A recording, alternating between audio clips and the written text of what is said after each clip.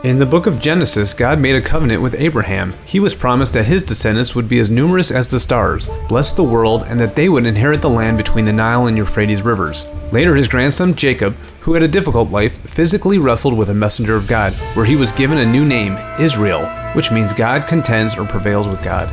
Israel would later have 12 sons.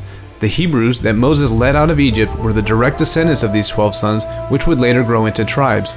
The 12 tribes of Israel and anyone outside who joined them would be known as the Israelites.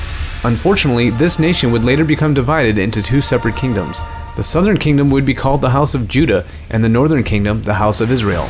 Judah was made up of the tribes of Levi, Benjamin, and Judah, while the remaining tribes belonged to the northern kingdom. Due to their disobedience, both kingdoms would later be captured by separate empires and taken into captivity. Many times God spoke through his prophets to tell the descendants of Israel that he would fulfill his promise to bring these two houses together again and restore all of Israel in their promised land. Many from the house of Judah later returned from exile, but the northern house was scattered amongst the nations. After World War II, a remnant of the house of Judah, or Jews, returned once again to the land of their ancestors to become a recognized country. To this day, many of these Jews pray for the house of Israel to return from among the nations. The Apostle Paul wrote that believers, regardless of bloodline or ancestry, become a grafted branch into the tree of Israel when they put their faith in Jesus, just as Ruth attached herself to Israel when she followed Naomi, not replacing Israel, but joining it.